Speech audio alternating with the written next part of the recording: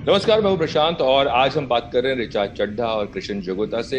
इन दोनों ने मिलके इस उदासीन भरे माहौल में एक ऐसी कोशिश की है जो आप लोगों के चेहरों पे शायद मुस्कुराहट लाए या आपका इंसानियत पर वापस जो विश्वास है वो जाग जाए। ये इनिशिएटिव का नाम है काइंड, जो ऋचा ने और कृष्ण ने मिलकर शुरू किया है। तो ऋचा, सबसे पहले तो मैं आपको शुक्रिया अदा करूंगा कृष्ण और ऋचा का। और जो सवाल सबसे पहले जहन में आता है वो यही आता है कि ऐसा क्या हुआ, क्या आपने सोचा कि ये इनिशिएटिव आपने शुरू किया? आप लोग भी तो ये काम करते हैं। एनडीटीवी पे मैं अक्सर देखती हूँ कि आ, सारा न्यूज़ बुलेटिन हो जाने के बाद कोई एक ऐसी अच्छी खबर जहाँ किसी के त्याग, बलिदान, सर्विस की कहानी आप लोग लोगों तक पहुँचाते हैं। तो आप जानते होंगे ये कितना ज़रूरी है, क्योंकि इसका मकसद ये नहीं कि हम सच्चाई से पीछे हटें या हम बात ना करें कि नदियों में बॉडीज तैर रही हैं या शमशान घरों में लाइनें लगी हैं। उस चीज से छुपने का या उससे कतराने का बिल्कुल मकसद नहीं था। पर ये तो सच है कि इस दौरान बहुत सारे लोग ऐसे सामने आए हैं जो कि बिल्कुल एवरीडे लोग, जो आम आदमी हैं, जिन्होंने एक दूसरे की मदद की है, चाहे वो दवाइयाँ देने में या ब्लड ऑर्गेनाइज करने में, ऑक्सीजन, एम्बुलेंस, हर तरह की मदद लोगों ने एक दूसरे की है इस दौर में। तो मुझे लगा इन कहानियों को भी उजागर करना जरूरी है, क्योंकि जो जो लोग न्यूज देख रहे थे वो कहीं ना कहीं बहुत ज्यादा हताश, डिप्रेस होते जा रहे थे, उनको एंजाइटी हो रही थी, और इसलिए हमने ये शुरू किया है। जी। और कृष्ण, आप कैसे साथ में आए ऋचा के? देखिए, ऋचा की मदर और मेरी मदर बहुत सालों से दोस्त तो है ही है, मगर ऋचा से कुछ महीनों पहले जब हम बात करते थे तो ऋचा बता रही थी कि ऐसा कुछ करना चाहती हैं। ये जो सीड आइडिया था ये ऋचा के ही दिमाग में आया था। मैं इनके साथ सपोर्ट कर रहा हूँ इनको इसमें अपने तरफ से, क्योंकि थोड़ा ब्रांडिंग समझते हैं, डिज़ाइन समझते हैं और एक कम्युनिटी रन करते हैं पहले से। तो हमने सोचा साथ में मिलके इस चीज़ को बनाया जाए। और जैसे कि ऋचा ने बोला कि ये जो आइडिया है ये क्यों क्यों जिससे भी बात करो बोलते हैं बहुत सही कर रहे हो आप, और हमारे साथ जुड़ना चाहते हैं और बोलते हैं हम इसमें क्या कर सकते हैं साथ में। और मेन बात क्या है ना कि सेलिब्रिटीज जब सेलिब्रेट करते हैं आम आदमी को, तो वो मुझे लगता है कि बहुत ही एक वेल इंटेंडेड एक्सरसाइज है और उसकी एक बहुत सही जरूरत है। क्योंकि वैसे हम बड़े बड़े वर्ड्स आजकल सुनते हैं, इन्फ्लुएंसर्स, मगर जब ऐसे रिचा जैसे लोग और अली जैसे लोग आकर उस इन्फ्लुएंस का सही माध्यम से और सही तरीके से इस्तेमाल करते हैं, जैसे रिचा ने बोला कि असली पावर क्या है हमारी, एज ह्यूमन बीइंग्स हम लोग इस देश में भी देख रहे हैं कि वो जो छोटी छोटी एक्ट्स ऑफ काइंडनेस है, और वो बिल्कुल सोच समझ के करी हुई चीजें हैं, वो तुक्के में नहीं हुई है। कई बार हम रैंडम एक्ट ऑफ काइंडनेस बोल देते हैं, मगर जिस तरीके से लोग इसको करते हैं वो एक बहुत बहादुरता वाली बात है जिसको रिचा सेलिब्रेट करना चाहती थी, और मैं इसमें इनकी मदद कर रहा हूँ करने में। जी, लेकिन जो एक सबसे बड़ी बात दिमाग में आती है वो ये कि ये जो पूरी महामारी का दौर था, पूरे देश विदेश दुनिया भर में था, और ऐसे में ऐसे लोगों को ढूंढना कि जिन्होंने अच्छा काम किया है, क्योंकि अपने अपने लेवल पे हर इंसान कुछ ना कुछ अच्छा काम कर रहा था, लोग छोटे छोटे गली कूचे गांव में।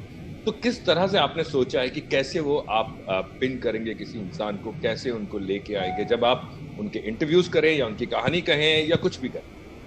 हम तो आप जैसे न्यूज पोर्टल पे ही निर्भर है। हमने काफी सारी कहानियां एनडीटीवी से ही उठाई हैं ऑनलाइन तस्वीरें भी, क्योंकि हम एक न्यूज एजेंसी तो है नहीं, हम कोई न्यूज ऑर्गेनाइजेशन नहीं है।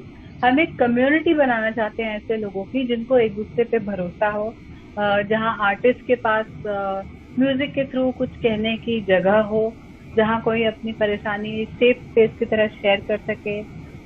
इसमें 2 बार हमारे हीरोज ऐसे साइकोथेरेपिस्ट या काउंसलर्स भी रह चुके हैं जो दूसरों की बातें सुनते हैं। उन्होंने हेल्पलाइन भी शुरू की। तो बहुत सारे लोगों को एक साथ जोड़ने की कोशिश है, बस यही है। और इससे ज्यादा तो न्यूज अभी तक हम दोनों ही है, 2 एम्प्लॉइज हैं अभी करने के पास। सैलरी कौन दे रहा है किसको? सैलरी कोई किसी को नहीं दे रहे हैं, दोनों का समय और धन और राशि इसमें लग रहा है, मगर हम ये करना चाहते हैं सोसाइटी के लिए। हमारा तरीका है कि हम कुछ कर पाए, क्योंकि देखिए क्या हुआ, जैसे कि आपने बोला प्रशांत जी, की घर बैठकर भी हर इंसान कुछ ना कुछ करने की कोशिश करता है। जैसे मेरे एक दोस्त हैं जो जर्मनी में रहते हैं, लेकिन वो डॉक्टर्स फॉर इंडिया नाम से इनिशिएटिव स्टार्ट कर रहे थे कि वहां के डॉक्टर्स को हिंदुस्तान में बैठे जो लोग नहीं मिल पा रहे डॉक्टर से, उनसे मिलवा सके। जो अभी हम स्टोरीज आपके चैनल के थ्रू या फिर और भी बहुत सारे मीडिया हाउसेस के थ्रू भी देखते आए, जो हमें लगता है कि कहीं ना कहीं वो कवर होती हैं और फिर शायद कहीं खो जाती है, उन सबको एक जगह मिल जाए, उन सबको एक मार्गदर्शन मिल जाए। और एक बहुत इंपॉर्टेंट बात यह है जो हम बोलते हैं कि एम्पलीफाइंग एवरीडे काइंडनेस, कहने का मतलब है इसको सेलिब्रेट करते हुए उस आवाज को एक जोर मोमेंटम मिला रहे, उसके लिए काइंडरी है। जी जी। लेकिन जैसे मैं बोल रहा था कि इतने सब सारी दुनिया में ये मुश्किल आई और हर इंसान उसमें लगा हुआ था, इस दौरान जो आपको लोग मिले होंगे, कोई ऐसी कहानियां आपने, जैसे ऋचा ने कहा कि हम तो टीवी से उठा रहे हैं या ऑनलाइन उठा रहे हैं, बट आपको कोई ऐसी कहानी जो आपके पर्सनल लेवल पे आपको लोग मिले हों और आपको कहा कि यार ये कहानी है, देखिए इस इंसान के पास शायद पैसा नहीं है करने के लिए या उतनी उसके पास सामग्री नहीं है करने के लिए, लेकिन फिर भी इसने मदद की, कोई ऐसी कहानी आपके सामने आई जो हमारे लोगों के साथ, दर्शकों के साथ शेयर कर सकते हैं ताकि जो लोग हैं वो और भी इंस्पायर हों ऐसी कहानियों से? दरअसल हमने बहुत सारी कहानियां ऐसी ही ढूंढी है जहाँ लोगों के पास खुद साधन नहीं थे, और थे भी तो उन्होंने दिमाग से काम लिया, जरूरी नहीं जहाँ पैसे की जरूरत पड़े वहां से काम लिया। जैसे कि एनडीटीवी से ही हमने एक रोनिता शर्मा रेखी की कहानी उठाई थी, जिन्होंने अपना ब्रेस्ट मिल्क ऑफर किया था उन नवजात बच्चों को जिनकी माएँ कोविड से गुजर गई।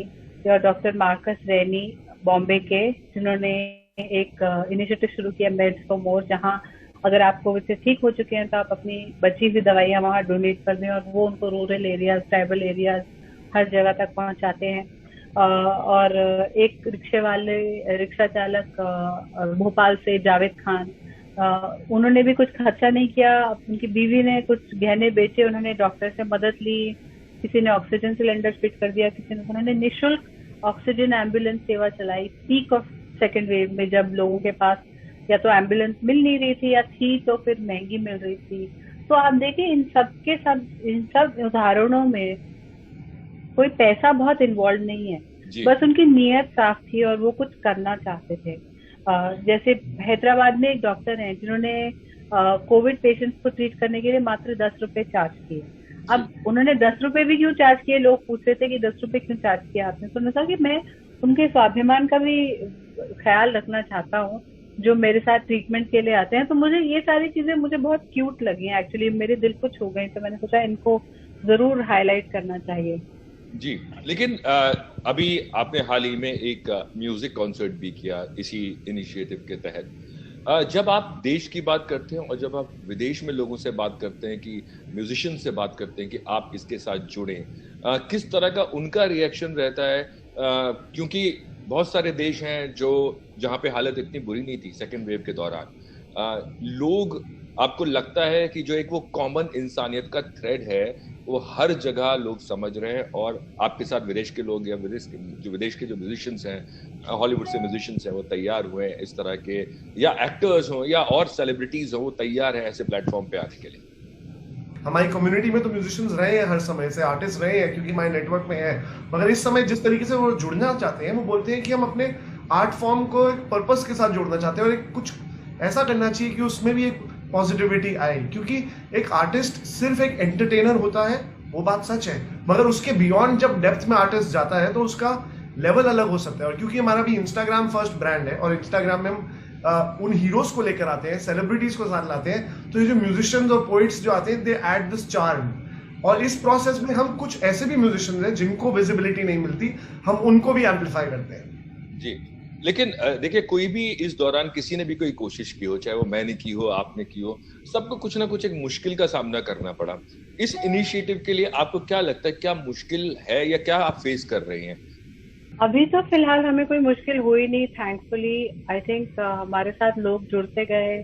जैसे कि जब हमने ये इनिशिएटिव अनाउंस किया तो कोई ट्विटर पे कोई मुझे मिला जिसने कहा कि मैं आप लोगों की वेबसाइट डिजाइन कर दूंगा। एक लोगो आर्टिस्ट मिले, एक बहुत बढ़िया, जिन्होंने मतलब बतौर चैरिटी ही हमारे लिए इतना खूबसूरत लोगो, ब्रांड आइडेंटिटी डिजाइन की। उनका नाम है आकाश। तो इस तरह से मुझे लगा कि लोगों के अंदर भी एक ऐसी फीलिंग आई कि कम्युनिटी की चीज है, तो किसी ने पैसे के पॉइंट ऑफ व्यू से या फेम के पॉइंट ऑफ व्यू से नहीं सोचा और हमारी मदद करने के लिए आगे आए। वो मुझे लगा ये इसमें हमारा कम हाथ है, बस इनिशिएटिव को लोग अप्रिशिएट कर रहे हैं, इसलिए साथ जुड़ना चाह रहे हैं। जी। और इस बात पे मैं रिचा की दाद देना चाहूंगा, अली की दाद देना चाहूंगा, कृति खरबंदा जैसे जो सेलिब्रिटीज सपोर्ट कर रहे हैं। क्योंकि क्या होता है कि बहुत सारे लोग आके जो जुड़ना चाहते हैं, वो उनका इनिशियल वो ये भी होता है कि हम रिचा के साथ भी काम कर सकते हैं। और क्योंकि रिचा एज अ सेलिब्रिटी जो खुद आकर अभी एवरीडे हीरोज को सेलिब्रेट करने वाली है, लोगों को वो इंटेंशन दिख रहा है। मुझे लगता है जब काइंडनेस एक राइट इंटेंशन के साथ सेट होती है तो लोग जुड़ना अपने आप चाहेंगे। और मुझे जो क्लियरली भी दिख रहा है, जो आपने सवाल पूछा प्रशांत की कुछ दिक्कतें आ रही है, मुझे लगता है हमारी भी प्रॉब्लम ऑफ प्लेंटी होने वाली है कि हमें ये सोचना पड़ेगा जो इतने लोग आ रहे हैं उनमें से हम कैसे कैसे उन सबको हम एसिमुलेट कर पाए, उन सबके साथ एक तरीके से आगे बढ़ पाए। मगर it's a good problem to have, it's not a bad problem. Yes.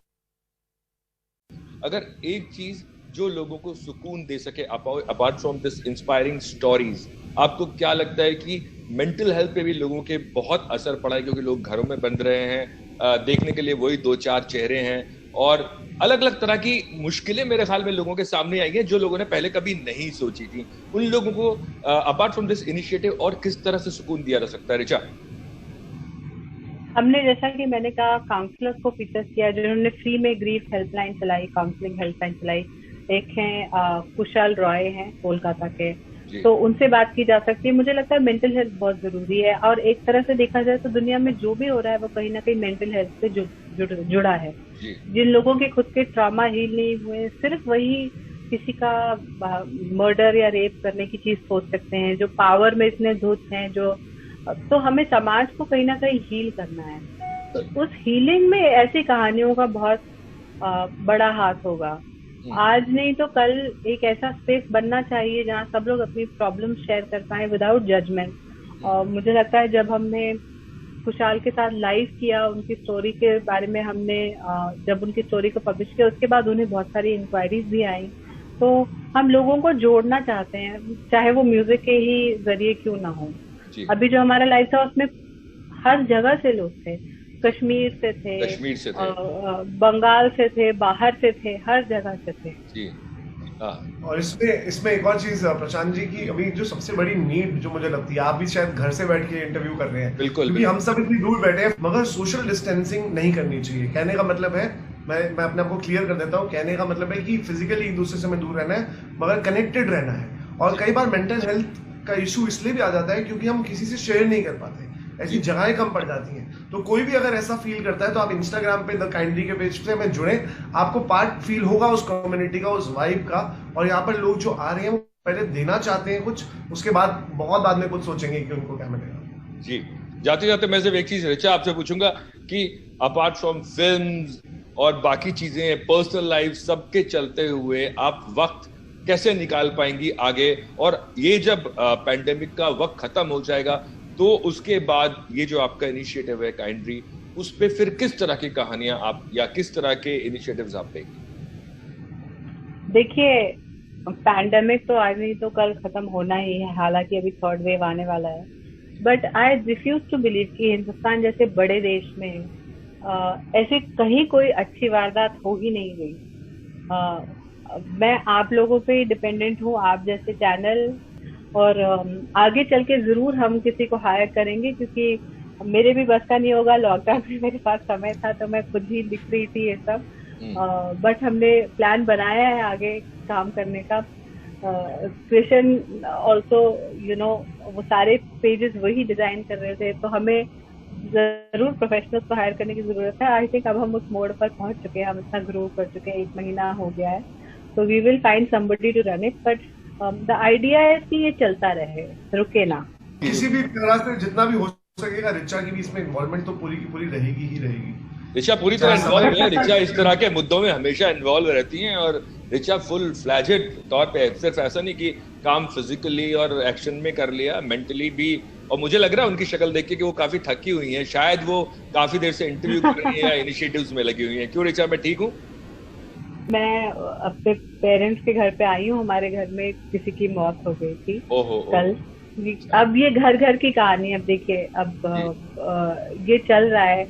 मैं आपसे जूम पे बात कर रही हूँ, वो अगले कमरे में जूम पे एक प्रेयर मीटिंग अटेंड कर रहे हैं। ओहो। तो ये थकान से ज्यादा एक तरह का दुख है, पर मेरा ये मानना है कि दुख बांटने से कम हो जाता है। तो ये सबका काइंडली में यही योगदान रहेगा, एक दूसरे के दुख बांटे, एक दूसरे को अप्रिशिएट करें। और आप कभी हमारे लाइव में आइए, बहुत महफिलों वाली फीलिंग आपको मिलेगी। लोग गाना गाते हैं, चुटकुले सुनाते हैं, खुश करते हैं एक दूसरे को, निस्वार्थ, मतलब उनको कुछ नहीं मिल रहा उसमें, but they come and they do this. तो मैं भी कुछ सुना सकता हूं, मैं भी आऊंगा।